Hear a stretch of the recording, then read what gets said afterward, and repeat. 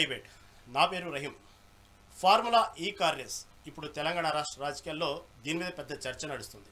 కాకపోతే ఫార్ములా ఈ car race కేసులో గతంలో అనేక సార్లు దీన్ని కేంద్ర ప్రభుత్వమే కాపాడుతుంది అంటూ కాంగ్రెస్ నాయకులు చెప్పుకొచ్చారు. ఎట్టకేలకు ప్రాసిక్యూషన్కు గవర్నర్ జిష్ణుదేవ్ వర్మ అనుమతినివ్వడం జరిగింది. ఇప్పుడు గవర్నర్కి అనుమతినిచ్చారు దీనికి సంబంధించి ప్రాసిక్యూషన్కి. మరి గతంలో కేంద్ర ప్రభుత్వం మీద చెప్పినటువంటి కాంగ్రెస్ ప్రభుత్వం ఇప్పుడు ఏం సమాధానం చెప్పిద్దో చూద్దామంటూ బండి సంజయుడు కామెంట్ చేయడం మనం చూసాం. కాకపోతే దీని మీద స్పందించినటువంటి కేటీఆర్, నేను 100 సార్లు ఇప్పటికే చెప్పాను, ఈ విషయంలో నేను ఎటువంటి తప్పు చేయలేదు, కాకపోతే చట్టం తన పని తాను చేసుకోబోతుంది, కావాలని కాంగ్రెస్ ఇటుపక్క బీజేపీ రెండు కలిసి జాయింట్ వెంచర్గా ఈ విషయంలో గేమ్ ఆడుతూనే నన్ను ఎవరు అరెస్ట్ చేయలేరు, ప్రభుత్వానికి అంత దమ్ము లేదంటూ కేటీఆర్ వ్యాఖ్యలు చేయడం ఇప్పుడు చర్చనీయాంశం. మరి ఈ విషయంలో ఈ ఫార్ములా ఈ కార్ రేస్ విషయంలో మళ్ళీ ప్రభుత్వానికి కేటీఆర్ని అరెస్ట్ చేసేంత దమ్ముందా లేదా, ఇది ఈరోజు మెగా డిబేట్. ఇదే విషయం మీద మనతో పాటు డిస్కస్ చేయడానికి సిద్ధంగా ఉన్నారు సుమిత్రానంద్ బీఆర్ఎస్ నాయకులు, అదేవిధంగా డాక్టర్ శివకుమార్ గారు కాంగ్రెస్ నాయకులు, అదేవిధంగా మహేందర్ రెడ్డి బీజేపీ నాయకులు మనతో పాటు సిద్ధంగా ఉన్నారు. ముందుగా మనం సుమిత్రానంద్ గారి దగ్గరికి వెళ్దాం. సుమిత్రానంద్ గారు నమస్తే అండి. నమస్తే అండి రహీం గారు. ఫార్ములా ఈ కార్ రేస్ సంబంధించినటువంటి విషయంలో మొదటి నుంచి కేటీఆర్ పదే చెప్పుకొస్తున్న విషయం, ఇది కావాలనే కక్షపూరితంగా చేస్తున్నటువంటి విషయం అన్నారు. అనేక సార్లు దీనికి సంబంధించినటువంటి నోటీసు 1-2 సార్లు హాజరవడం కూడా జరిగింది, దానికి వివరణ కూడా ఇవ్వడం జరిగింది. అయినప్పటికీ కూడా దీనికి సంబంధించినటువంటి విషయంలో గవర్నర్ కనుక అనుమతిస్తే ప్రాసిక్యూషన్కు వెళ్తాము అనేటువంటి మొదటి నుంచి కాంగ్రెస్ పార్టీ చెప్పుకొస్తుంది. ఎట్టకేలకు గవర్నర్ జిష్ణుదేవ్ వర్మ దీనికి సంబంధించినటువంటి ప్రాసిక్యూషన్కు అనుమతినిచ్చారు. మళ్ళీ చూస్తే నన్ను అరెస్ట్ చేసి దమ్ము లేదు అంటున్నారు కేటీఆర్, నేనే తప్పు చేయలేదు, పదే విషయం నన్ను అడగొద్దు, ఇప్పటికీ నేను 100 సార్లు చెప్పానంటూ కూడా సమాధానం ఇవ్వడం జరిగింది మీడియా ముందు. దీని గురించి ఏమంటారు ఓవరాల్గా? కేటీఆర్ గారు ఇదివరకే అనేక సార్లు ఈ ఫార్ములా ఈ రేసుకు సంబంధించి చెప్పడం జరిగింది. అక్కడ జరిగిన తప్పిదం ఏమీ లేదు. ప్రభుత్వం యొక్క పరువును కాపాడే క్రమంలో తెలంగాణ ప్రభుత్వము వెనక్కి తగ్గింది ఈ కార్ రేస్ విషయంలో అనేటువంటి ఒక చెడ్డ పేరును తొలగించడం కోసం కేటీఆర్ గారు అప్పటికప్పుడు నిర్ణయం తీసుకొని రాష్ట్ర ప్రతిష్టను పెంచే విధంగా ప్రపంచ దేశాలన్నీ ఈ కార్ రేసును చూస్తున్నాయి. ప్రపంచ దేశాల దృష్టి ఉంది, వ్యాపార ఇది పెరిగే అవకాశం ఉంది, అన్ని రకాలుగా రాష్ట్రానికి మేలు జరిగే అంశము ఈ కార్ రేసు. ఆ విషయంలో తాను నిర్ణయం తీసుకోవడము, ఆ విషయం పదే చాలా సందర్భాల్లో కూడా చెప్పడం జరిగింది. ఏ రకంగా చూసినా గానీ ఇగో వీళ్ళు పెట్టిండ్రండి ఏది అందాల పోటీలు. మిస్ ఇంగ్లాండ్ ఏం చేసింది, ఇక్కడ నన్ను ఒక బొమ్మగా చూశారు, ఆట బొమ్మగా చూశారు అని చెప్పేసి ఆమె తీవ్ర వ్యాఖ్యలు చేసి వైదొలిగి వెళ్ళిపోయిండ్రు. మరి అట్లా కాదు అక్కడ. అయినప్పటికీ పదే కేవలం బట్టగాల్సి మీద వేయడానికి, బద్నాం చేయడానికి అక్కడ ఏదో తప్పు జరిగింది, అవినీతి అంటే ఏంటంటారండి, ఆ వెళ్ళినటువంటి కోట్లు ఎక్కడున్నాయి, ప్రభుత్వం ఖాతాలోంచి వెళ్ళినటువంటి కోట్లు ఎవరి ఖాతాలో జమ అయినాయి, స్పష్టంగా లెక్కలు ఆధారాలు ఉన్నాయి కదా, అది ఎట్లా అవినీతి అవుతుందండి? ప్రభుత్వం తెలంగాణ ప్రభుత్వం నుంచి ఎక్కడికి వెళ్ళినాయి, ఎన్ని కోట్లు వెళ్ళినాయి, ఎట్లా వెళ్ళినాయి, లెక్కలు పత్రాలు అన్ని ఉన్నాయి కదా, సాక్ష్యాలు ఆధారాలతో సహా. అయినప్పటికీ రేవంత్ రెడ్డి సర్కారు కేవలం బద్నాం చేయడమే లక్ష్యంగా పదే ఈ అంశాన్ని, ఏదైనా తమ ప్రభుత్వం మీద ముప్పు ముంచుకు రాబోతుంది, ప్రభుత్వం బద్నాం కాబోతుంది, దృష్టి మళ్లించాలి, డైవర్షన్ పాలిటిక్స్ చేయాలనుకున్న ప్రతి సందర్భంలో కూడా ఈ అంశాన్ని తెర ముందుకు తీసుకొస్తారండి. అక్కడ జరిగింది లేదు. 100 సార్లుగా ఎన్నిసార్లు చెప్పారు, ఏ దానికైనా సిద్ధమే. ఎలాంటి ఈడీ విచారణ, సిట్టు విచారణ, మీరు ఏసీబీ విచారణ, ఏ విచారణకైనా నేను సిద్ధమే అని చెప్పడం జరిగింది. అలాగే లైవ్ డిటెక్టర్ పరీక్ష కూడా నేను సిద్ధమే అని చెప్పడం కూడా జరిగింది. అయినప్పటికీ వీళ్ళు దాన్ని కొనసాగిస్తూ ఏదో బద్నాం చేయాలనే ఉద్దేశం తప్ప నిజంగా అక్కడ జరిగింది ఏమి లేదు, అక్కడ విచారణలో తేలేదేం లేదండి. ఇది ఈ కార్ రేస్ విషయానికి వస్తే, ఇక ప్రభుత్వం అనేక తప్పిదాలు చేస్తూ పోతూ ఉన్నది. మరి ఇప్పటికే 2.5 లక్షల పైచిలకు అప్పు తీసుకొచ్చి మరి తమను ఎక్కడ ప్రశ్నిస్తారు అని చెప్పేసి గత ప్రభుత్వాన్ని, మా బీఆర్ఎస్ ప్రభుత్వాన్ని బదనాం చేస్తూ ఆ క్రమంలో ఇవాళ జరిగినటువంటి ప్రెస్ మీట్ విషయానికి చూస్తే మరి కేటీఆర్ గారు స్పష్టంగా చెప్పిండ్రండి, ఎన్ని వేల కోట్ల ఎకరాల భూమి, 9,292 ఎకరాలు. వస్తాము ప్రజెంట్ ఈ టాపిక్ మాట్లాడదాం, డైవర్ట్ అయింది. ఏమైనప్పటికీ కూడా ఈ విషయంలో మాత్రం ఏదైతే ఫార్ములా ఈ కార్ రేస్ విషయంలో ఇప్పుడు ప్రధానంగా గవర్నర్ జిష్ణుదేవ్ వర్మ ప్రాసిక్యూషన్ అనుమతినివ్వటం చూస్తుంటే వరుసగా పరిణామాలు స్థానిక సంస్థల ఎన్నికలు రాబోయే ముందు ఇలాంటి పరిణామాలతో మళ్ళీ బీఆర్ఎస్ పార్టీ ఎంతవరకు ఆత్మధైర్యంతో ఉంది దాని విషయాన్ని కూడా ఇప్పుడు చర్చకు దారితీస్తుంది. ఈ విషయంలో అంటే కేవలం ఈ సంబంధించిన నోటీసులు ఈ ప్రాసిక్యూషన్లు ఈ విషయాల్లో పడి స్థానిక సంస్థల ఎన్నికల మీద పెద్దగా కాన్సన్ట్రేషన్ చేసే అవకాశం కూడా తక్కువ అనేటువంటి చర్చ కూడా నడుస్తుంది తెలంగాణ రాజకీయాల్లో. చూద్దాం మళ్ళీ బీఆర్ఎస్ పార్టీ దీనికి సంబంధించిన అన్నింటినీ ఎదుర్కొంటూ ముందుకు ఏ విధంగా వెళ్ళిద్ది అనే విషయం మాత్రం కొంతవరకు వేచి చూడాల్సింది. ఎందుకంటే నిన్న జరిగినటువంటి ఏదైతే జూబ్లీహిల్స్ ఎన్నికల విషయంలో కూడా ఇదే విధంగా మళ్ళొకసారి బీఆర్ఎస్ పార్టీని కార్యకర్తల నుంచి క్షేత్రస్థాయిల నుంచి ఒక్కసారిగా మళ్ళీ ఉత్సాహపరుద్దాం అనుకున్నారు. ఒక్కసారిగా మళ్ళీ నిరుత్సాహం కలిగించినాయి ఆ రిజల్ట్స్ చూస్తే. చూద్దాం స్థానిక సంస్థల ఎన్నికల ముందు ఈ నోటీసులు ఈ ఫార్ములా ఈ కార్ రేసులు ఎంతవరకు పార్టీని దెబ్బతీస్తాయి అనేది మనం చూద్దాం. సుమిత్రానంద గారు మళ్ళీ మీ దగ్గరకు వస్తాను. డాక్టర్ శివకుమార్ గారు కాంగ్రెస్ నాయకులు. శివకుమార్ గారు నమస్తే అండి. నమస్తే రవీంద్ర గారు. శివకుమార్ గారు, ఇటు పక్క మీకు తెలుసు ఫార్ములా ఈ కార్ రేసులో సంబంధించి ఎన్ని వేల కోట్ల కుంభకోణం జరిగింది. దానికి సంబంధించి 1-2 సార్లు కేటీఆర్కి నోటీసులు ఇవ్వడం జరిగింది. దానికి సంబంధించి వివరణ కూడా ఇవ్వడం జరిగింది. కాకపోతే కేటీఆర్ చెప్పిన మాటలో చూస్తే రాష్ట్రంలో ఇటుపక్క కాంగ్రెస్ బీజేపీ సంబంధించినటువంటి జాయింట్ వెంచర్ నడుస్తుంది. ఒక అక్రమ బంధం ఘోరంగా నడుస్తుంది వీళ్ళిద్దరి మధ్యన. కావాలని దీంట్లో భాగంగానే ఇలాంటివన్నీ లేవనెత్తుతా ఉన్నారు. ఎక్కడా దేశంలో ఇలాంటి బంధం లేదు అన్నట్టు వార్తలు చెప్తా ఉన్నారు. నిజంగానే ఇటుపక్క కాంగ్రెస్ బీజేపీ అక్రమ బంధంతోనే ఈ విధంగా కార్నర్ చేశారా బీఆర్ఎస్ అంటే ఏమంటారు? ముందుగా మెగా 9 టీవీ ప్రేక్షకులకు మీకు ప్యానెల్ ఉన్న వారికి నమస్కారం. రహీం గారు, కేటీఆర్ నోరు తెరిస్తే పచ్చి అబద్ధాలు మాట్లాడే కేసీఆర్ తనయుడు. కేసీఆర్ మాటల దిట్ట. తెలంగాణ ఉద్యమ కాలంలో కేసీఆర్ చెప్పిన మాటలకి ప్రజలందరూ కూడా ఊర్తలకి ఉరికి తెలంగాణ కావాలి, దాంట్లో నీళ్లు నిధులు నియామకాలు అనే రకంగా ప్రజలంతా రెచ్చగొట్టడము. తర్వాత ఆ టైంలో కేటీఆర్ కానీ ఇటు కవిత కానీ అసలు ఎక్కడ కూడా తెలంగాణ ఉద్యమంలో లేరు. వాళ్ళు 2008లో ఎంట్రీ ఇవ్వడం జరిగింది. ఆల్రెడీ అప్పటికి 2004లో రాజశేఖర రెడ్డి గారి గవర్నమెంట్ లా ఇటు కేసీఆర్ ని అటు హరీష్ రావుని ఒక ఎమ్మెల్యే లేదా కార్పొరేటర్ గాని హరీష్ రావుని నామినేటెడ్ మినిస్టర్ ఇవ్వడం జరిగింది. అంటే ఆల్మోస్ట్ ఆల్ ఉద్యమ కాలం అయిన తర్వాత వీళ్ళు 2008లో కేటీఆర్ రావడం జరిగింది. కానీ ఈరోజు పరిస్థితి కేటీఆర్ మాట్లాడేది ఏముంటదంటే ప్రెస్ మీట్ అఫిడవిట్ ఇచ్చే దగ్గర ఇంకొక మాట మాట్లాడతారు. ఇటు ప్రెస్ లో ఏం చెప్పిండు, అవును నేనే చెప్పినా, నేనే ఈమని చెప్పినా, ఆ అఫీషియల్ కి చెప్పినా 55 కోట్లు ఈ కార్ రేస్ కి ఇచ్చిండ్రు ఎస్ అనే రకంగా ఆయన ఇక్కడ ప్రెస్ లో చెప్తాడు. కానీ అక్కడ అఫిడవిట్ లో ఏం చెప్తాడు, నేను మాట మట్టుకు చెప్పినా అధికారుల తప్పిదం, అది నాకేం సంబంధం లేదు అన్న. నిజంగా కూడా లీగల్ గా ఆలోచిస్తే కేటీఆర్ యాజ్ ఎ మినిస్టర్ గా చెప్పొచ్చు, కానీ ఏమైతే పవర్స్ ఏవైతే ఉన్నాయో అవి అఫీషియల్ చూసుకోవాలో వాళ్ళే దానికి మ్యాండేటరీ. కానీ ఈరోజు మీడియా ముందు చెప్పేది ఒకటి చెప్తాడు, అటు అఫిడవిట్ లో ఇంకో మాట చెప్తాడు. ఈ రకంగా ఆలోచిస్తూ పోతూ ఉంటే గతంలో కేటీఆర్ బినామీలకు ఎంతమంది ఉన్నారు అనేది ఈరోజు భూముల గురించి మాట్లాడితే కూడా కానీ ఫార్ములా ఈ కార్ రేసులు అయితే మొత్తానికి దాంట్లో కేటీఆర్ ప్రణయం ఉంది. కేటీఆర్ రేపు ఏదైతే డబ్బులు పోయినాయో ఆ డబ్బులు మళ్ళీ నా ఆర్గనైజేషన్ కి తిరిగి వచ్చింది అనేది కూడా లెక్కలు చెప్తున్నాయి. ఈరోజు ఏదైతే ఈడీ కూడా ఎంట్రీ కావడానికి కారణం ఏంది, అక్కడ మనీ లాండరింగ్ అయింది అనే రకంగానే ఈడీ కూడా ఎంట్రీ అయింది. ఇవన్నీ జరుగుతూ పోతున్నాయి.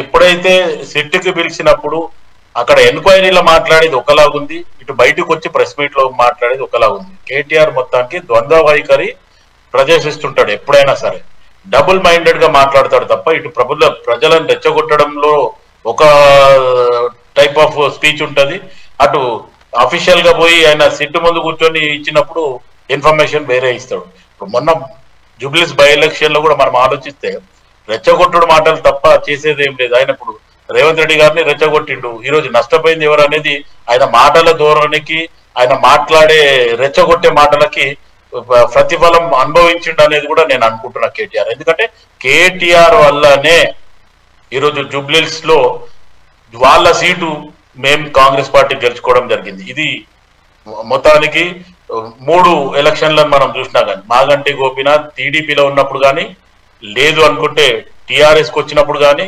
లేదా బీఆర్ఎస్కి గెలిచినప్పుడు అయినా సరే ఈ రకంగా ఆలోచిస్తే కేటీఆర్ వల్లనే మొన్నటిసారి అది జరిగింది. ఎందుకంటే హరీష్ రావు వాళ్ళ ఫాదర్ ఎవరు ఎక్స్పైర్ అయిందని చెప్పి ఆయన ఫీల్డ్లో లేడు, కారు షెడ్లు ఉంది, కేసీఆర్ ఫామ్ హౌస్లు ఉండు, కవిత బయట పోయింది.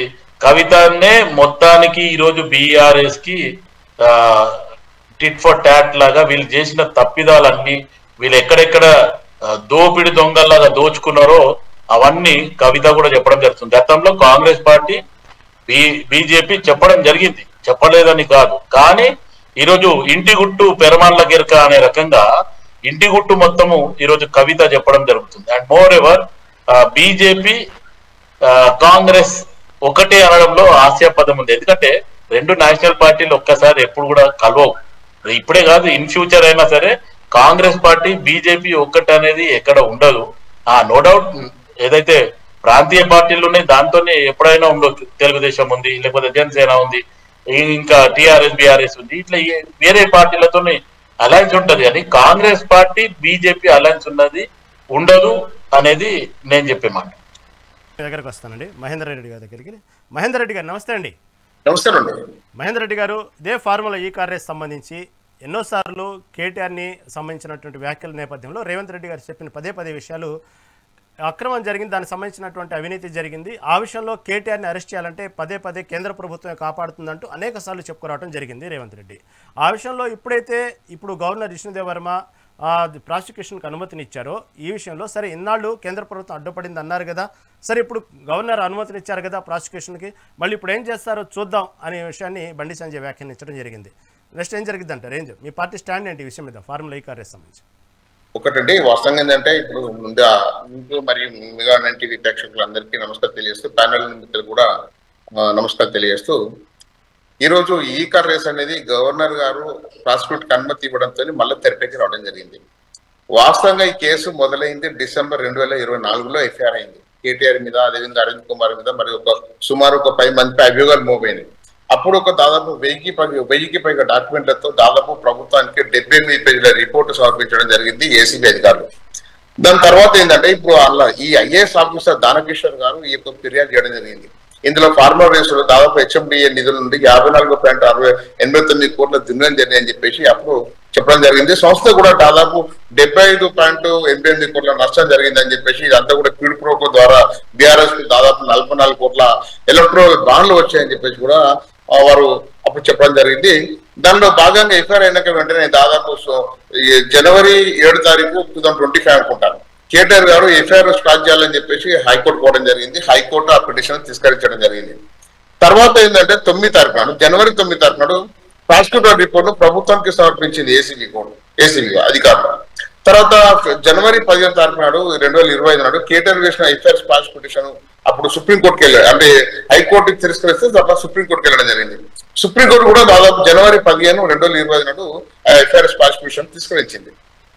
దాని తర్వాత కేటీఆర్ రెండు సార్లు ఏసీబీ విచారణకు హాజరైంది. ఏదంటే 5/1/2025 16/6/2025 రోజున 2 సార్లు ఏసీబీ ఫలితాల విచారణకు హాజరవడం జరిగింది. తర్వాత వీళ్ళు ఏసీబీ అధికారులు ఏదైతే ఉందో ఆయన ప్రాసిక్యూట్ చేయాలని చెప్పేసి గవర్నర్ కు అప్లికేషన్ ఏసీబీ లేఖ రావడం జరిగింది. తర్వాత 20 తారీఖు నాడు ప్రాసిక్యూట్ చేసేందుకు గవర్నర్ అనుమతి ఇవ్వడం జరిగింది. ఇదంతా కూడా మనం రోజు చూస్తా ఉన్నాం, ఇక్కడంతా మనకు జరుగుతూ ఉన్నది. ముఖ్యంగా ఏంటంటే కేటీఆర్ అయితే అప్పటి నుంచి ఇప్పటి వరకు కూడా చట్టం చేసుకోకపోతుంది, నేనేం తప్పు చేయాలంటే చెప్పడం జరుగుతున్నది. ఇలా ముఖ్యంగా ఏంటంటే దాదాపు ఈ అమౌంట్ ఏదైతే ఉందో ఒక ప్రైవేట్ సంస్థ ఈ కార్ సంబంధించి ఒక ప్రైవేట్ వ్యక్తికి సంబంధించిన సంస్థకు బదిలీ చేయడం జరిగిందని, ఏదైతే ఆర్థిక శాఖ అనుమతులు లేవని చెప్పేసి, అదేవిధంగా క్యాబినెట్ ఆమోదం లేదని చెప్పేసి, బ్యాంక్ అనుమతులు లేవని చెప్పేసి, అంటే హెచ్ఎండిఏ నిధులు ట్రాన్స్ఫర్ చేసి చెప్పేసి అటువంటి అభియోగాలు నమోదు కావడం జరిగింది. వాస్తవంగా ఆర్థిక శాఖ అనుమతులు కానీ లేదా క్యాబినెట్ అనుమతులు ఏవైతే ఉన్నాయో అవి అవసరం అని చెప్పేసి కేటీఆర్ ఇక్కడ మాట్లాడలేదు. వాస్తవం గమనించండి, నేను చట్టబద్ధంగానే చేశాను అంటున్నాడు తప్పించి ఎక్కడ కూడా క్యాబినెట్ అనుమతి అవసరం లేదు, ఆర్థిక అనుమతులు అవసరం లేదు, నాకు చట్టం తెలుసు అని ఎప్పుడు మాట్లాడలేదు కేటీఆర్. చట్టబద్ధం చేసుకోకపోతుంది, నేను రెడీ అని చెప్పి చెప్పడం జరుగుతున్నది. అంటే జరుగుతున్న పరిణామాలు ఏతుందో చట్టం ఏం చెప్తుంది, అక్కడ జరుగుతున్న పరిణామాలు ఏతుందో మీడియాలో ఏమొస్తున్నాయి, మీ పేపర్లు ఏమొస్తున్నాయి, ఏసీబీ అధికారులు మీద ఏదైనా ఆరోపణ చేస్తూ ఉన్నారు. దాని తర్వాత ఈడీ కూడా ఇలా మనీ లాండరింగ్ జరిగిందని చెప్పేసి కేసు నమోదు జరిగింది. ఈ సబ్జెక్ట్ లోపలికే కేటీఆర్ ఎక్కడ కూడా మాట్లాడలేదు. మీరు ఏంటంటే తప్పించుకునే మార్గాల్లో మాట్లాడడం జరుగుతున్నది మనం అందరం చూస్తా ఉన్నాం. అంటే వాళ్ళ కుటుంబానికి వాళ్ళ సక్సెస్ గర్వం ఉందనుకో, గర్వంతోనే మాట్లాడుతూ ఉన్నారు. ఆ గర్వం అనేది భవిష్యత్తు నిర్ణయిస్తుంది. ఎందుకంటే జైలు పోతాడా కూడా, మరి హైకోర్టుకు యాంటిసిపేటెడ్ బెయిల్ తీసుకొచ్చుకుంటాడా, ఎందుకంటే ఎఫ్ఐఆర్ పాస్ కాలేదు, ఆయనకు యాంటిసిపేటెడ్ తీసుకునే అవకాశం ఇప్పటికి ఇంకా ఉంది. ఎందుకంటే ఇప్పుడు ఉన్న మరి కాంగ్రెస్ ప్రభుత్వం కొల్లుడే ఆయనకి సమయం ఇస్తే యాంటిసిపేటెడ్ బెయిల్కి అవకాశం ఉంటుంది. మరి యాంటిసిపేట్ పోతే హైకోర్టు ఇస్తా ఇయ్యదా, లేకపోతే హైకోర్టు తీసుకెళ్తే సుప్రీంకోర్టు పోతాడా, ఇదంతా కూడా మనకు ముందు జరిగే అవకాశం ఉంది. నేను ఏమంటా అంటే ఈ కేసు ఏదైతే ఉందో ఏదైనా కానీ ఒక డబ్బులు అంటే ఒక హెచ్ఎండి నుంచి నిధులు కానీ లేకపోతే ప్రభుత్వం నిధులు విడుదల చేసేటప్పుడు దానికి ఒక సిస్టమ్ ఉంటుంది. ఆ సిస్టమ్ ఫాలో కావాల్సిన అవసరం రాష్ట్ర ప్రభుత్వం గతంలో ఉండే. కానీ అప్పుడున్న అంటే కేసీఆర్ నాయకత్వంలో నడుస్తున్న టీఆర్ఎస్ అంటే బీఆర్ఎస్ ప్రభుత్వం ఏదైతే ఉందో వాళ్ళు ఆడిందే ఆట పాడిందే పాటగా ఎవ్వరు అంటే దిక్కు దివాన్ లేదు, అంటే అడిగే హక్కు కూడా ఎవరు లేదు. వాళ్ళకున్న మంత్రులు ఎవరైతే ఉన్నారో గతంలో వాళ్ళ మంత్రులు ఎమ్మెల్యేలు కూడా కనీసం ప్రశ్నించటోళ్ళు కాదు. అసలు వాళ్ళకు అపాయింట్మెంటే లేదు. ఆ కాలంలో అపాయింట్మెంట్ కేసీఆర్ అనుమతి కావాలన్నా కేటీఆర్ అనుమతి కావాలని లైన్లో వాళ్ళు లోకల్కి వస్తే వాళ్ళు లీడర్లే కానీ అక్కడ పోతే మాత్రం జీరోలు వాళ్ళంతా అప్పుడున్న పరిస్థితులలో. నేనేమంటా అంటే అట్లాంటి పరిస్థితులలో ఇవాళ ఈ యొక్క ఈకార్ఎస్ గవర్నర్ అనుమతి ఇవ్వడం జరిగింది. ఇప్పుడు అరెస్ట్ జైలు కా బెయిల్ కా అనేది ఒక క్వశ్చన్ జరుగుతా ఉంది. ఇప్పుడు వాస్తవం చెప్పాలంటే అనుమతి నేను ఇచ్చారు. నేను అనుమతి ఇచ్చినప్పుడు వెంటనే ఏసీబీ అధికారులు ఇవాళ మార్నింగ్ వాళ్ళ కేటీఆర్ ఇంటికి ఇవ్వాల్సిన అవసరం ఉండే, మరి ఎందుకు పోలేదు? మరి ఇంకా 24 గంటలు గడిచిపోయింది. అనుమతి ఇచ్చి కూడా 24 అవర్స్ గడిచింది. మరి ఈ 24 అవర్స్ ఎందుకు గడిచింది? అదే ఒక సామాన్యునైతే ఇవాళ కేసు అయినాక వెంటనే ఇంటికి పోతారు. మరి వాళ్ళ కుటుంబ సభ్యులు పట్టుకొచ్చి కూర్చొని పెడతారు. ఆ వ్యక్తి లేకుంటే కుటుంబ సభ్యులను తీసుకొచ్చి కూర్చొని పెట్టి పోలీసులు అరెస్ట్మెంట్ చేస్తారు. మరి ఎందుకు ఈ ఎవరైతే సెలబ్రిటీలు ఎవరైతే ఉంటారో, ఈ రాజకీయ నాయకులు ఎవరైతే ఉంటారో వీళ్ళ విషయంలో ఎందుకు తాత్సారం చేస్తున్నది అనేది కాంగ్రెస్ ప్రభుత్వం చెప్పాల్సిన అవసరం ఉంది. అనుమతి ఇచ్చా కూడా ఎందుకు ఆలోచిస్తా ఉన్నారు? మరి ఇంకా ఆలోచించాల్సిన అవసరం లేదు. ఎందుకంటే గవర్నర్ అనుమతి ఇవ్వకముందే దాదాపు లీగల్ ఒపీనియన్ తీసుకొని ఇవ్వడం జరిగింది. ఆయన కూడా లీగల్ ఒపీనియన్ తీసుకోవడం జరిగింది, అనుమతి ఇవ్వచ్చు చేయకూడదని చెప్పేసి.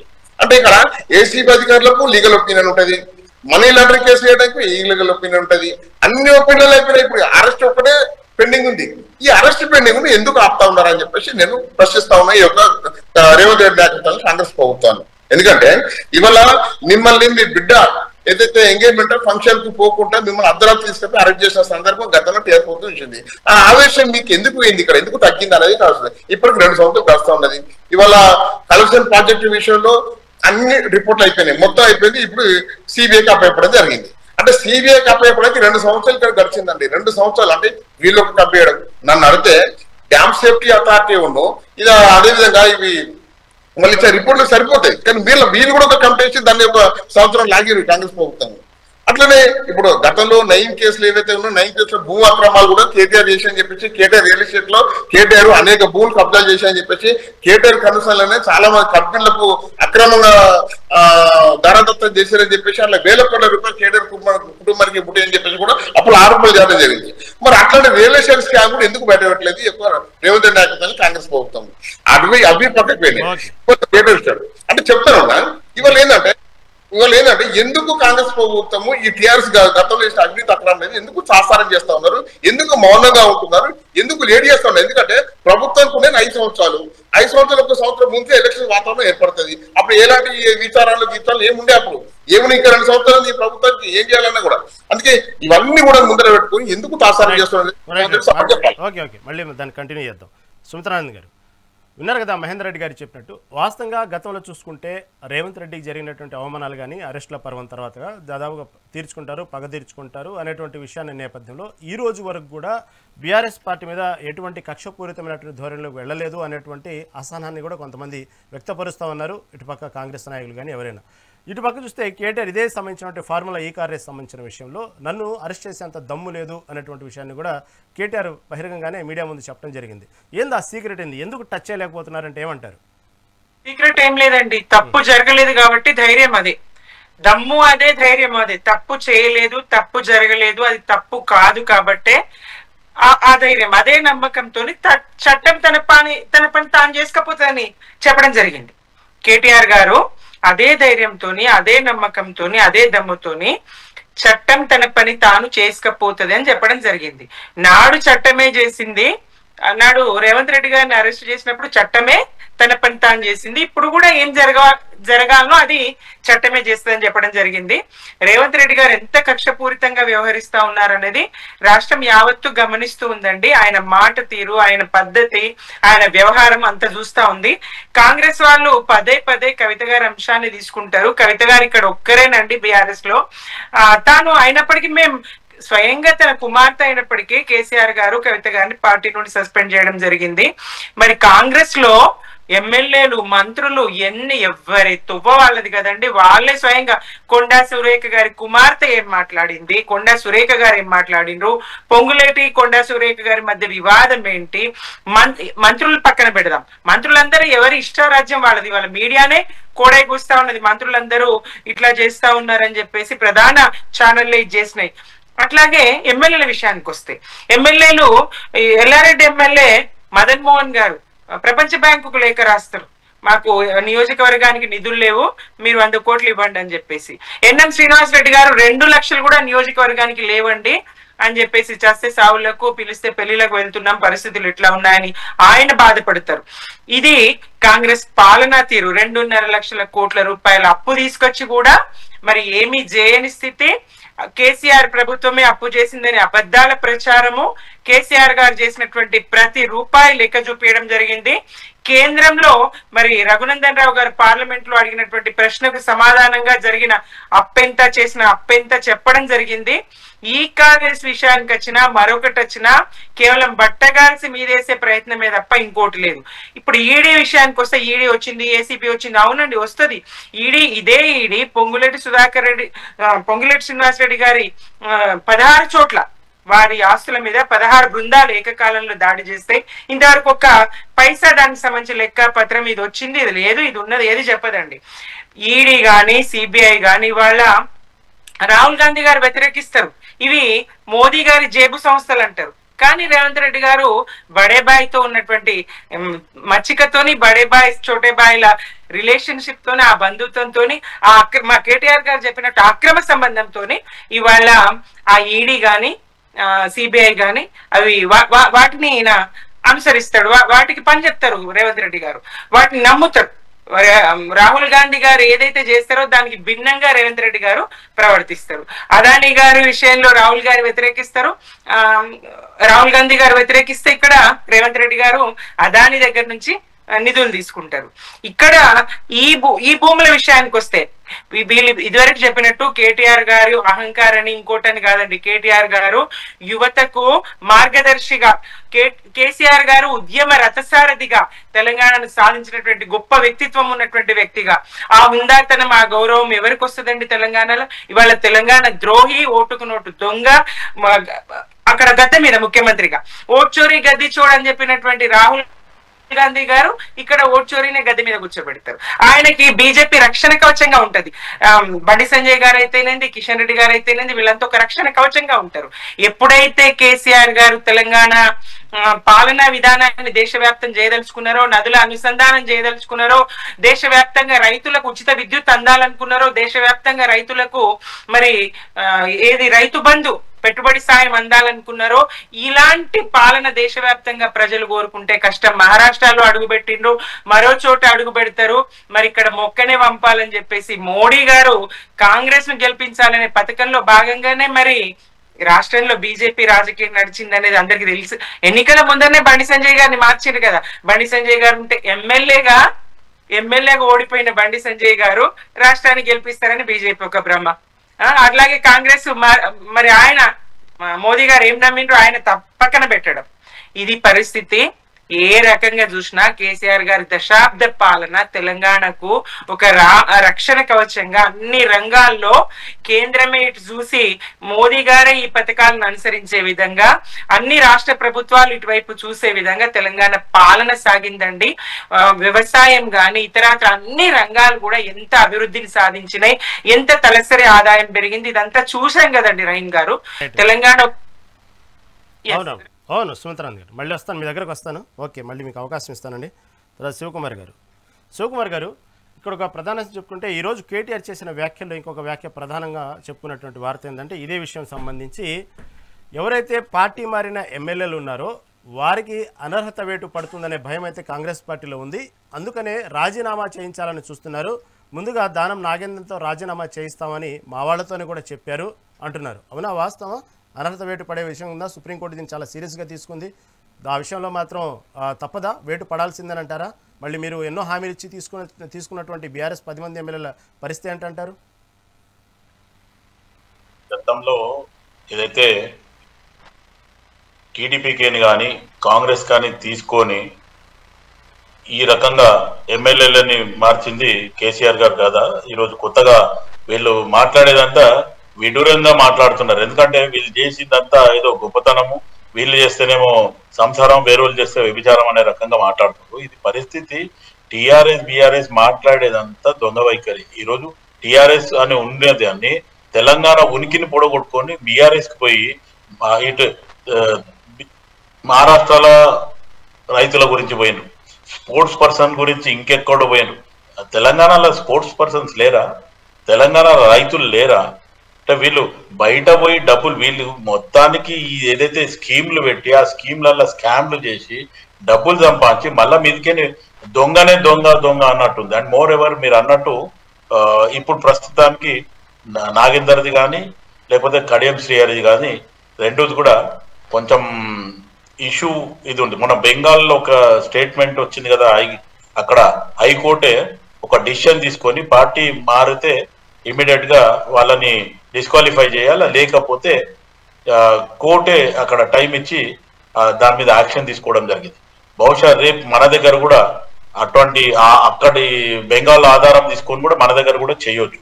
సో దానికి పెద్ద అయ్యేది ఏం లేదు. ఇప్పుడు మొన్న జూబ్లీస్ గెలిచిన తర్వాత ఇంకా 10 నుంచి 15 మంది కాంగ్రెస్ లకి రానికే ఆల్రెడీ తయారైనారు బీఆర్ఎస్ వాళ్ళు. మొత్తానికి అది ఆ రంగం ఎప్పుడు సిద్ధమవుతుందో అవుతుంది. ఒకవేళ అది జరిగిందనుకో 1/3 2/3 మెజారిటీ వచ్చేస్తే ఇంకా ప్రాబ్లం లేదు కాదు అనుకుంటే మటుకు రేపు ఏదైతే ఖైరతాబాద్ ఎమ్మెల్యే రాజీనామా చేయడం, దాని తర్వాత మళ్ళీ బై ఎలక్షన్ కి పోవడం.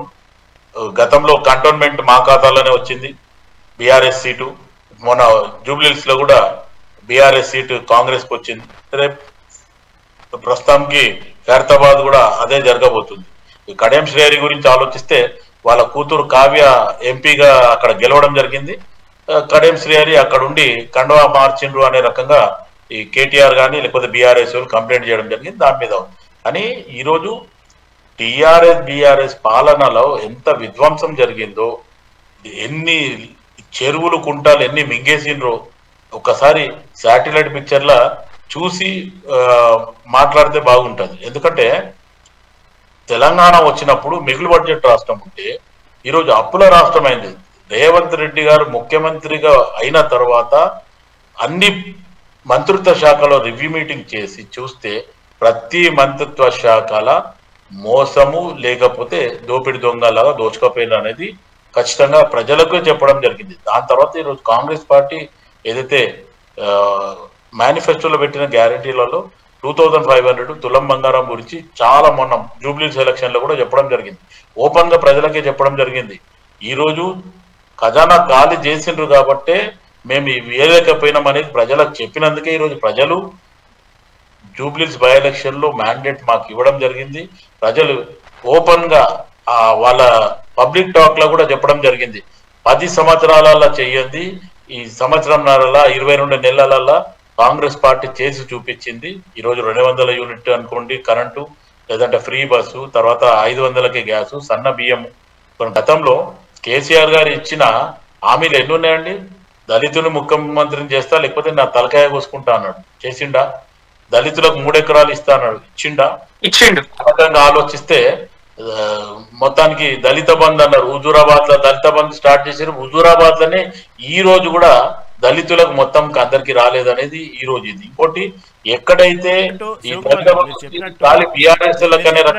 శివకుమార్ గారు మీరు చెప్పినట్టు చెప్పండి, మిమ్మల్ని అడుగుతున్నా, మీరు చెప్పినట్టు ఏదైతే ఎమ్మెల్యేల మీద అనర్హత వేటు పడితే పడొచ్చు అంటున్నారు.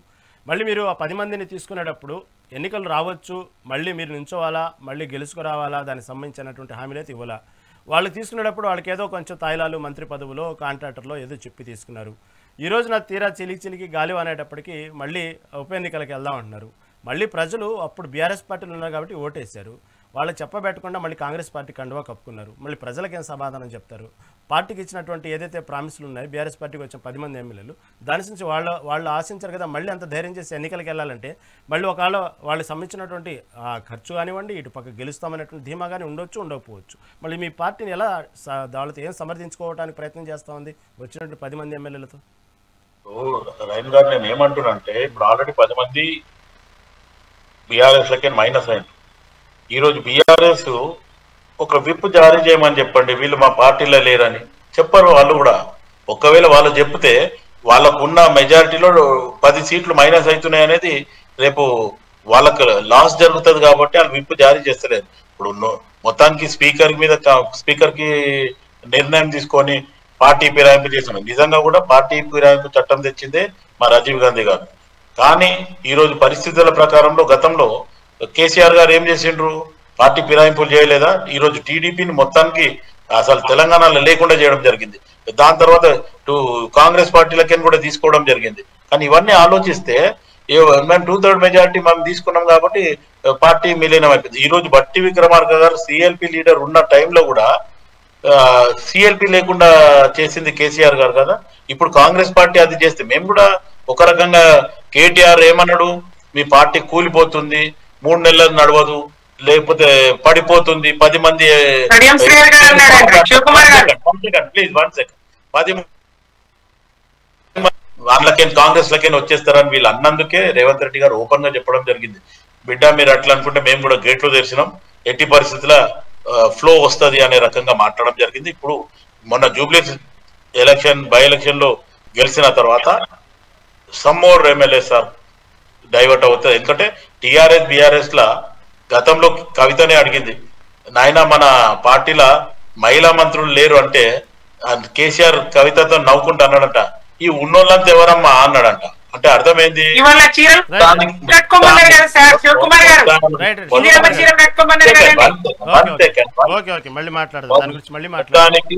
ఈరోజు కేసీఆర్ ఆలోచించిన విధానంలో ఎట్లుండంటే రైమ్ గారు మాట్లాడనిచ్చేది కాదు. 6 గంటల సేపు ఒక ఎమ్మెల్సీ గాని మంత్రులు గాని కూర్చొని కలవడు కేసీఆర్ అంటే వెళ్ళిపోయిన రోజులు ఉన్నాయి. శివకుమార్ గారు మళ్ళీ మాట్లాడతాం దాని గురించి, మన టాపిక్ డైవర్ట్ అవుతుంది. మహేందర్ రెడ్డి గారి దగ్గరికి వెళ్ళి మళ్ళీ మహేందర్ రెడ్డి గారు ఇక్కడ ఒక విషయం అండి, మొదటి నుంచి ఏదైతే మొన్న బండి సంజయ్ చేసిన వ్యాఖ్యలు కానివ్వండి, ఇటు పక్క కేటీఆర్కి సరే ఇచ్చారు కదా, జిష్ణుదేవ్ శర్మ సంబంధించినటువంటి ఏదో ప్రాసిక్యూషన్ అనుమతి ఇచ్చారు కదా, ఇప్పుడు చూద్దాము ఏమాత్రం అన్నటువంటి విషయాన్ని, అంటే అరెస్ట్ ఏమాత్రం చేస్తారో రేవంత్ రెడ్డి చూద్దాం, ఇప్పుడు చూద్దాం అసలైన డ్రామా అన్నట్టు అన్నారు. మళ్ళీ గతంలో చూస్తే ఏదైతే కాళేశ్వరం సంబంధించినటువంటి నోటీసులు ఇచ్చిన తర్వాత దానికి సంబంధించినటువంటి మొత్తం అవినీతి అక్రమాల సంబంధించిన దర్యాప్తు మొత్తాన్ని సిబిఐకి ఇవ్వడం జరిగింది. మళ్ళీ సెంటర్లో ఉన్నటువంటి సిబిఐ ఎందుకు ఈ రోజు వరకు కేసీఆర్ మీద యాక్షన్ తీసుకోలేదంటే ఏమంటారు? ఒకటండి, మీరు అంటే సిబిఐ విషయం మాట్లాడితే ఒక విషయం, సిబిఐ సెంట్రల్ గవర్నమెంట్ చేతిలో ఉంటుంది. సిబిఐకి స్వతంత్ర ప్రతిపత్తి కలిసి వస్తుంది. అది బీజేపీ గవర్నమెంట్ కానీ మోడీ గారికి సంబంధం లేదు. అది ఆ విషయం సిబిఐ అధికారులు అడగాలి మీరు ఆ క్వశ్చన్. ఒకటి, ఎందుకంటే ఎందుకు లేట్ చేస్తున్నాడు, ఎందుకంటే మీరు గమనించండి, ఇవాళ ఈ కార్ రేస్ ఏదైతే ఉందో కేటీఆర్ గారిది డిసెంబర్ 2024లో కేసు ఫైల్ అయింది. ఇవాళ వాస్తవంగా 90 days లోపు ఈ కేసు ఏదైతే ఉందో 90 రోజుల లోపు విచారణ చేసి దాన్ని ఏదో ఒకటి ఛార్జ్ షీట్ ఫైల్ చేస్తారా, అరెస్ట్ చేస్తారా 90 days లోపు, అంటే మార్చి వరకు చేయాల్సిన అవసరం ఉండే. మరి ఇవాళ ఈ యొక్క స్టేట్ గవర్నమెంట్ ఉన్న పోలీస్ ఏసీబీ అధికారులు ఇవాళ డిసెంబర్ 24లో స్టార్ట్ అయిన కేసు మళ్ళీ డిసెంబర్ 2020 వస్తుంది. 1 year పట్టింది. మరి ఎందుకు ఇంత టైం పట్టిందో మీరు అడిగితే మరి ఏసీబీ అధికారులు సమాధానం చెప్తారా? మరి అంటే కొన్ని విషయాలు ఎట్లుంటాయంటే మాట్లాడడానికి ఈజీ ఉంటుంది, కానీ దాని ట్రయల్ పోతే వేరే ఉంటుంది. ఎందుకంటే వాళ్ళు ఏసీబీ అధికారుల ప్రశ్న మమ్మల్ని అర్థం మేము చెప్పలేము, మేము భారతీయ జనతా పార్టీ నేతలు, మేము సిబిఐ వాళ్ళు ఏం చేస్తారు అనేది మేము చెప్పలేము. వాళ్ళు సిబిఐ అధికారులు అడగాలి క్వశ్చన్, ఎందుకు మరి మీకు ప్రభుత్వం అప్పచెప్పింది కదా, మరి ఎందుకు లేట్ చేస్తాం వాళ్ళని అడగండి, మాకు సంబంధం లేదు అది ఒకటి. ఇంకా రెండోది, ఇంతమంది మీరు చెప్పిన జరిగింది, సంజయ్ గారు మాట్లాడారని చెప్పి ప్రజలు ఏదైతే తెలంగాణ ప్రజలు మాట్లాడుకున్న సబ్జెక్టునే మా కేంద్ర హోంశాఖ సహాయ మంత్రి సంజయ్ గారు మాట్లాడడం జరిగింది. ఎందుకంటే ఇప్పటి వరకు ఏదో తాసారం చేసారు, మరి వాళ్ళు గవర్నర్ గారు అనుమతి ఇవ్వడం జరిగింది ప్రాసిక్యూట్, మరి ఇప్పుడైనా అరెస్ట్ చేస్తారా చేయరని చెప్పేసి వాళ్ళు క్వశ్చన్ చేయడం జరిగింది. తప్పే ఉందని వాస్తవే కదా. ఇవాళ మీడియా కూడా మొత్తం అదే కోడే కూర్చున్నది, అరెస్ట్ చేస్తారా చేయరా అని క్వశ్చన్ చేస్తా ఉన్నారు. ఇవాళ మొత్తం టోటల్ మీడియా సంస్థలు కూడా ఇవాళ ప్రింట్ మీడియా ఎలక్ట్రానిక్ మీడియా అదే క్వశ్చన్ చేస్తా ఉన్నారు. ఆ క్వశ్చన్ చేసేది మా నాయకుడు క్వశ్చన్ చేసిండు. ఇవాళ రేవంత్ రెడ్డి సమాధానం చెప్పాలి. మరి రేవంత్ రెడ్డి సమాధానం చెప్పాలి, లేకపోతే ఏసీబీ అధికారులు సమాధానం చెప్పాలి. ఎందుకంటే ప్రభుత్వం ఏసీబీ అధికారి దాదాపు ఎందుకంటే మీరు ఒక విషయం గమనించండి. ఇక్కడ ఏసీబీ కేసెస్ కానీ అది పోలీస్ కేసు అయితే ప్రభుత్వం ఇక్కడ రాష్ట్ర ప్రభుత్వం ఏదంటే వాళ్ళ కంట్రోల్లో పనిచేస్తాయి. ఎందుకంటే ఏసీబీ అధికారులు ప్యూర్లీ ఈ పోలీసు వ్యవస్థ సివిల్లోకి వెళ్ళి ఏసీబీ అధికారులకు వస్తారు. ఇంట్లో ఉన్న వాళ్ళు అల్లపోతా ఉంటారు. అంటే ఇదంటే గవర్నమెంట్ కంట్రోల్లో పనిచేసేది ఏసీబీని, ఇక్కడ పోలీసు వ్యవస్థ ఇక్కడ. కాబట్టి ప్రభుత్వం కూడా ఆలోచించాల్సిన అవసరం ఉంది, ప్రభుత్వం కూడా సమాధానం చెప్పాల్సిన అవసరం ఇక్కడ ఉంది. కానీ సిబిఐ వేరు, ఈడీ వేరు. సిబిఐ, ఈడీ కేంద్ర ప్రభుత్వం కనుసల్లో పనిచేయదు, ఇది వాస్తవం. ఎందుకంటే గతంలో కాంగ్రెస్ ప్రభుత్వం కూడా దాదాపు 60 సంవత్సరాలు పరిపాలించింది. మరి వాళ్ళు కూడా 60 సంవత్సరాలు పరిపాలించినప్పుడు వాళ్ళ కన్సల్లో పనిచేసింది. అది సిబిఐ, ఈడీ చెప్పండి. అక్కడ వాళ్ళ కన్సల్లో పనిచేసిందంటే మేము ఒప్పుకుంటాం. మరి వాళ్ళు ఒప్పుకోమని చెప్పండి. మరి మా కన్సల్లో పనిచేసింది సిబిఐ అని చెప్పేసి. అందుకే వాస్తవాలు మాట్లాడుకోవాలి. మరి ఎందుకంటే ప్రజలు చూస్తూ ఉంటారు, వాళ్ళు మాట్లాడుతుంటే ప్రజలు చూస్తూ ఉంటారు ఎవరేం మాట్లాడుతున్నారు. అందుకని చెప్పేసి అంటున్నా, ఇవాళ సంజయ్ గారు మాట్లాడినా, మా బీజేపీ నేత ఎవరు మాట్లాడినా కూడా కేటీఆర్ గారు చేసింది తప్ప ఒప్ప అనేది ఇక్కడ క్వశ్చన్ మార్క్. ఇవాళ తప్పు చేసిన లేకపోతే న్యాయస్థానం నిర్ణయించాలి. రేపు న్యాయస్థానమే తప్పు చేసిందని చెప్పి నిర్ణయించింది న్యాయస్థానమే ఇవ్వాలి, మేము కూడా కాదు. ఎందుకంటే ఆల్రెడీ ఏసీబీ అధికారులు అవుతుందో చాలా మంది యాంటీ కరప్షన్ ఏదైతే ఉందో చేస్తారో, ప్రివెన్షన్ ఆఫ్ కరప్షన్ యాక్ట్ కింద చాలా మంది అరెస్ట్ చేస్తా ఉన్నారు, రిమాండ్ చేస్తా ఉన్నారు, జైలు పంపుతా ఉన్నారు. మరి అదే విషయానికి ఇళ్ళ కూడా కరప్షన్ జరిగింది కాబట్టి, ఇళ్ళ కూడా కొన్ని కోట్ల గోల్మాల్ జరిగింది కాబట్టి అది ఏసీబీ అధికారులు గుర్తించారు కాబట్టి వాళ్ళు సమాధానం చెప్పాలి. వాళ్ళు ఏసీబీ ఏదైతే ఉందో ఇక్కడ ఉన్న boss, Telangana boss, ACB Telangana boss సమాధానం చెప్పాలి. వారు చెప్పకుండా ప్రభుత్వం సమాధానం చెప్పాలి ఇక్కడ. అందుకని ఏమిటంటే ఇవాళ ఈ కార్యదర్శి ఏదైతే ఉందో మహేందర్ రెడ్డి గారు ఈ విషయంలో కేటీఆర్ అవసరమైతే నేను 100 సార్లు చెప్పాను, ఎప్పటికీ నేను తప్పు చేయలేదని చెప్తాను, పదే పదే నన్ను అడగొద్దు, టాపిక్ని డైవర్ట్ చేయొద్దు, అవసరమైతే నేను లైట్ డిటెక్టర్ పరీక్ష కూడా సిద్ధం అంటున్నారు. ఒకటండి, లైట్ డిటెక్టర్ సిద్ధం అని చెప్పేసి కేటీఆర్ చెప్పారు. మరి లైట్ డిటెక్టర్ మరి ప్రభుత్వం చేయమని చెప్పండి, ఏసీబీ అయితే చేయమని చెప్పండి. ఆయన సిద్ధమని చెప్పొస్తున్నప్పుడు వీళ్ళు ఎందుకు చేయట్లేదు? మరి అంటే లోకాయుక్త ఒప్పందం ఏముంది? మరి అరే ఆయన సిద్ధం అన్నప్పుడు మరి ఏసీబీ అధికారులు కానీ అదేవిధంగా రాష్ట్ర ప్రభుత్వము పర్మిషన్ తీసుకొని చేయమని చెప్పండి లైట్ డిటెక్టర్. ఎందుకు చేయట్లేదు? మరి మీరు వాస్తవం మీరు అన్నదానికి ఆన్సర్ ఉంది ఇక్కడ. ఎందుకు చేయట్లేదు అనేది చేస్తా ఉన్నాం. చెప్తున్నా, లైట్ డిటెక్టర్ కేటీఆర్ సిద్ధం ఉన్నప్పుడు ప్రభుత్వం ఎందుకు ఎక్కకపోతున్నది, ఏసీబీ అధికారులు ఎందుకు ఎక్కకపోతున్నారు? చేయండి లైట్ డిటెక్టర్, చేయాల్సిందే.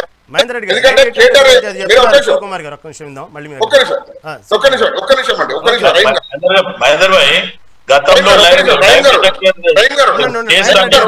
మహేందర్ రెడ్డి గారిని మాట్లాడండి, శివకుమార్ గారు. మహేందర్ రెడ్డి ఒక్క నిమిషం. ఇప్పుడు కేటీఆర్ మాట్లాడేది ఏదైతే ఉందో దాన్ని చూచా తప్పకుండా ప్రభుత్వం పాటించాలి. ఎందుకంటే నేను తప్పు చేయలేదు అంటున్నాడు. అని తప్పు చేసిందా చేయలేదు ఇప్పుడు ఏసీబీ ఛార్జ్ షీట్ ఫైల్ చేస్తా ఉన్నారు.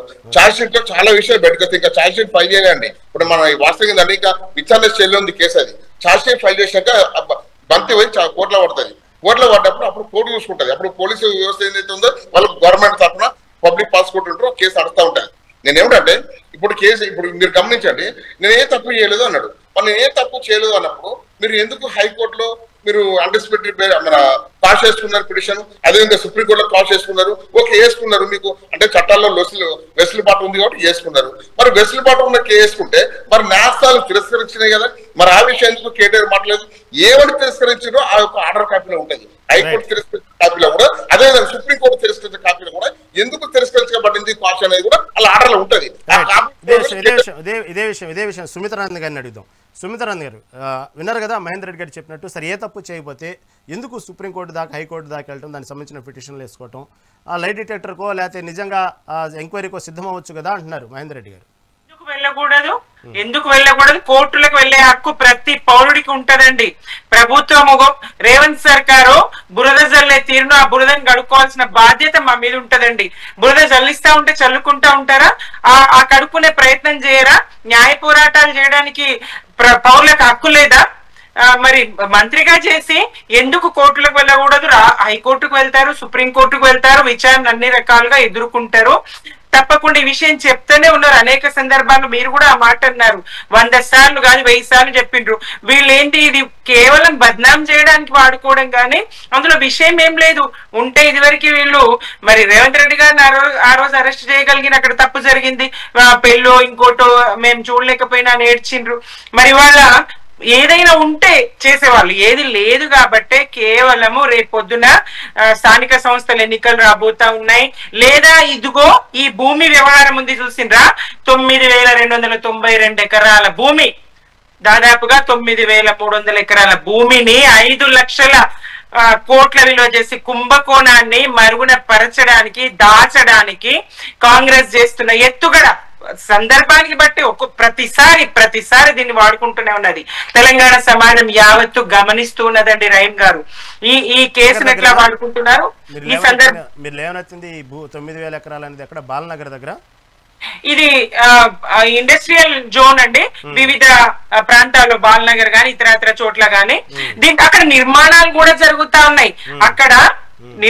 కూడా జరుగుతా ఉన్నాయి. ఎవరు ఈ ఏవి రెడ్డి, ఎవరు మరి కొండలరెడ్డి తిరుపతి రెడ్డికి ఏవి రెడ్డితో సంబంధం ఏంటి, ఏవి రెడ్డి గారి వెనుక ఎవరున్నారు, దీన్ని ఎట్లా మరి నిర్మాణ రంగానికి ఇచ్చిండ్రు, ఈ ఇండస్ట్రియల్ జోన్ ని, ఆ ఇండస్ట్రియల్ ప్లేసెస్ ని మరి ఎట్లా రెసిడెన్షియల్ ఏరియాగా వీళ్ళు ఎట్లా కన్వర్ట్ చేస్తే రహస్యంగా వాళ్ళకి అప్పగించడం ఎందుకు?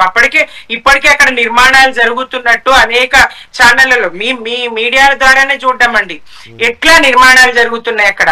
మరి ఇది ఎందుకు ఓపెన్ చేయకూడదు, ఎందుకు మార్కెట్ లో పెట్టకూడదు? ఒకవేళ నిజంగానే అక్కడ పరిశ్రమలు నడవకపోతే ఆ భూమిని ప్రభుత్వమే వెనక్కి తీసుకొని వాళ్ళ దగ్గర నుంచి ఎందుకు దీన్ని బహిరంగ మార్కెట్ లో పెట్టకూడదు?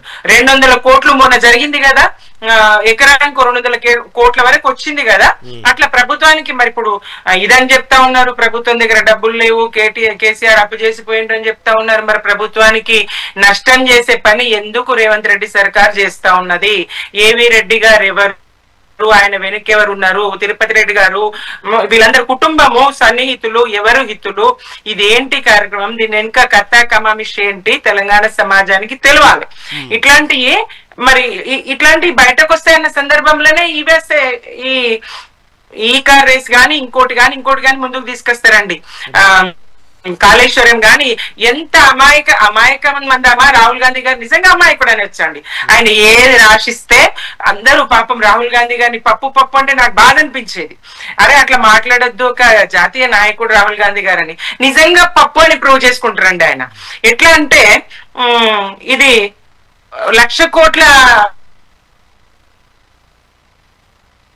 అవినీతి జరిగింది కాళేశ్వరంలో అంటారు. 96,000 కోట్లతో నిర్మాణం పూర్తయినటువంటి ప్రాజెక్టు లో 1,00,000 కోట్ల అవినీతి జరిగిందని ఆయన అంటారు.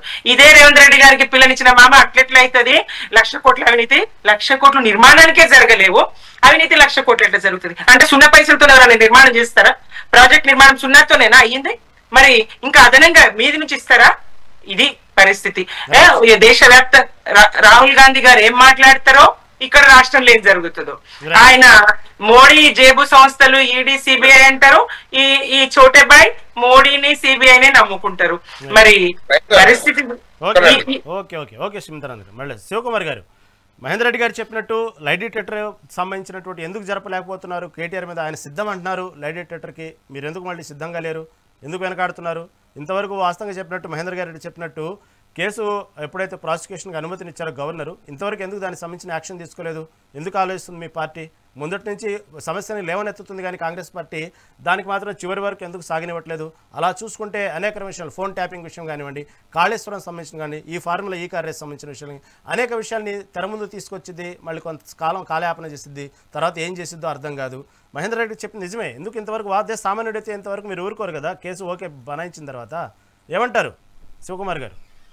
రహీం గారు, లైవ్ డిటెక్టివ్ కేసు గతంలో కూడా టిఆర్ఎస్ బిఆర్ఎస్ ప్రభుత్వం ఉన్నప్పుడు కొండా విశ్వేశ్వరరెడ్డి, ఇప్పుడు ప్రస్తుతం బీజేపీలో ఉన్నాడు, కొండా విశ్వేశ్వరరెడ్డి గారు, రేవంత్ రెడ్డి గారు ఇద్దరు కూడా అమరవీల స్తూపం దగ్గరికి వెళ్ళి నువ్వు రా కేటీఆర్ దమ్ము ఉంటే అంటే వెంటికల్ ఇద్దాము రా అంటే మనిషి ఛాలెంజ్ చేసి పారిపోయిన కేటీఆర్ ఈరోజు మళ్ళా లైవ్ డిటెక్టివ్ కేసుకు నేను రెడీ, దమ్ముంటే నన్ను చేయండి అని అంటే మాయ మాటలు చెప్పి పారిపోయే కేటీఆర్ ఇటువంటి మాటలు, మాయ మాటలు ఎన్నో మాట్లాడుతున్నాయి. ఎందుకంటే ఫస్ట్ ఆఫ్ ఆల్ కేసీఆరే మాయ మాటలు చెప్పి ఈ రోజు ప్రజలను మోసం చేసినని చెప్పిన వాళ్ళ పుత్రుడు గాని పుత్రిక గాని ఆయన జుట్టులో పుట్టినరు. ఈ రోజు వాళ్ళు మాట్లాడేదన్నీ మాయ మాటలే. రెండోది మీరు మధ్యాహ్నం ఇట్లా మాట్లాడకండి, మీరేమన్నా ఉంటే రాసుకోండి, మాట్లాడుకోండి. అయితే ఇక పరిస్థితి ఏంటంటే కేటీఆర్ మాట్లాడేది ఎప్పుడు కూడా ద్వంద్వ వైఖరి మాట్లాడతాడు తప్ప. ఇప్పుడు ఇంతకుముందు సుచిత్ర గారు ఒక మాట మాట్లాడారు, బీజేపీ నాయకుని బండి సంజయ్ని మార్చింది. బండి సంజయ్ని ఎప్పుడు మార్చిండ్రు? అమిత్ షాని పోయి కేటీఆర్ పోయి కలిసిన తర్వాత ఇమ్మీడియట్ గా బండి సంజయ్ని మార్చిందని చెప్పి కాంగ్రెస్ పార్టీలో ఇప్పుడు వచ్చిన వివేక్ వెంకటస్వామి కొండా విశ్వేశ్వరరెడ్డి గారే చెప్పడం జరిగింది. అది కూడా లైవ్ లో ఢిల్లీలో, ఈ రోజు కాదు అది.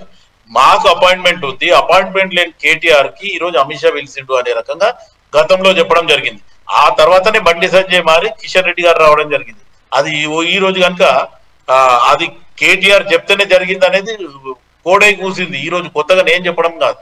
ఇటువంటి అన్ని జరిగినాయి ఎన్నో రకాలుగా. ఈరోజు లైవ్ డిటెక్టివ్ కేసు అంటాడు, లేకపోతే నన్ను జైల్లో పెట్టండి దమ్ముంటది. ఈ రోజు ముఖ్యమంత్రి రేవంత్ రెడ్డి గారు ఓపెన్ గా చెప్పడం జరిగింది, నేను కక్ష సాధింపు చేయాలి అనుకుంటే 24 గంటల సమయం చాలు, కానీ నేను చట్టంని గౌరవిస్తా, చట్టం దాని పని అది చేసుకుంటా పోతుంది అనేది రేవంత్ రెడ్డి గారు చెప్పిన మాట. ఈరోజు అదే మాట కేటీఆర్ కాపీ చేసి చట్టం దాని పని చేసుకోపోతుంది. నువ్వు అది దాని గురించి నువ్వు ఆలోచించు, రేపు నువ్వు ఇవన్నీ మాట్లాడకు, ఎందుకంటే నీకు ఆల్రెడీ నువ్వు చేసిన తప్పు నీ అంతరాత్మ నీకు చెప్తుంది. అందుకే నువ్వు నన్ను జైల్లో పెట్టుండ్రి అంటున్నావు. ఇప్పుడు కాదు, గతంలో కూడా ఈ కార్ రేస్ సబ్జెక్ట్ వచ్చినప్పుడు కూడా నన్ను జైల్లో పెట్టుండ్రి, నేనే ఇచ్చిన 55 కోట్లు నేను అనే రకంగా. ఇప్పుడు ఈ రకంగా ఆలోచిస్తుంటే ఈ రోజు కేటీఆర్ వాళ్ళు చేసిన దోపిడీతనంకు 600 కోట్ల రూపాయలు ఈరోజు వడ్డీ కట్టడం జరుగుతుంది. అస్సలు కూడా కాదనేది రేవంత్ రెడ్డి గారు నేషనల్ మీడియాలో చెప్పిండు, స్టేట్ మీడియాలో చెప్పిండు, ఇక్కడ కూడా చెప్పిండు. ఎప్పటికప్పుడు మొత్తానికి ఒక సంసారం నడిపిస్తున్న వీళ్ళు చేసిన అప్పుకు అనేది కూడా రేవంత్ రెడ్డి గారు ఓపెన్ గా చెప్పడం. ఈ రోజు ఇంకోటి మంత్రుల గురించి మాట్లాడాను. మీరు మంత్రుల గురించి అంటే కాంగ్రెస్ పార్టీలో కొంచెం స్వేచ్ఛ ఎక్కువ. ఖచ్చితంగా మా పార్టీ అది పార్టీ లోపల జరిగిన అంతర్గత విభేదాలు కానీ, లేకపోతే ఇప్పుడు ఒక్కొక్క జాగాలో ఎవరి పోర్ట్ఫోలియోని వాళ్ళు, కానీ అదే గతంలో కేటీఆర్ లాగా కాదు. ఆయన ఉండేది మున్సిపల్ మనిషి, మొత్తానికి నేను షాడో ముఖ్యమంత్రి అని తిరగడము, లేకపోతే అన్ని మంత్రిత్వ శాఖల రివ్యూ మీటింగ్ ఆయననే చేసుకోవడం. మా కాంగ్రెస్ పార్టీలో అట్లా జరగదు. ఎవరి మంత్రిత్వ శాఖలో వాళ్ళే రివ్యూ మీటింగ్ చేసుకుంటారు. ఇది ఒక సిస్టమ్ అండ్ కష్టం. ఈరోజు కేసీఆర్ కి కూడా రాజకీయ భిక్ష పెట్టింది కాంగ్రెస్ పార్టీ. అది కేసీఆర్ ఈరోజు మంచి వ్యక్తి. ఈరోజు వాళ్ళ ఫ్యామిలీ పాలిటిక్స్ ఎంట్రీ చేసినందుకే ఈరోజు కేసీఆర్ మరుగున పోయిండు. కానీ లేకపోతే కేసీఆర్ ఆలోచన విధానాలు వేరు.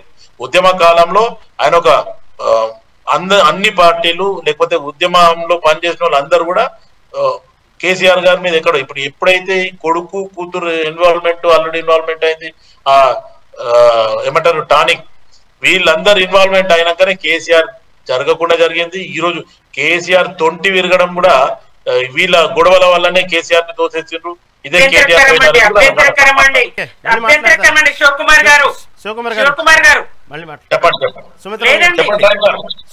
చెప్పండి. అభ్యంతరకరం అండి. వ్యక్తిగతంగా మీరు ఇట్లా దాడి చేయడం సమంజసం కాదండి. అభ్యంతరకరం అండి. కుటుంబం మీది కాంగ్రెస్ కుటుంబం కాదా? అది కక్ష సాధింపు. రేవంత్ రెడ్డి గారు కక్ష సాధింపు చేయాలంటే 24 గంటలు సరిపోతుంది. ఇందిరాగాంధీ గారు, నెహ్రూ గారు, ఇందిరాగాంధీ గారు, రాజీవ్ గాంధీ గారు, రాహుల్ గాంధీ గారు, సోనియా గాంధీ గారు, ప్రియాంక గాంధీ గారు, ఎవరైనా కుటుంబం కదా? ఉద్యమం చేసింది కుటుంబం. ఉద్యమం చేసింది కుటుంబం. మహేందర్ రెడ్డి గారు చెప్పబోతున్నారు. సబ్జెక్ట్ మాట్లాడమండి. నక్కకు నాగలోకానికి ఉన్నంత తేడా ఉంది. మీరు వాళ్ళతో వీళ్ళని పోల్చొద్దు.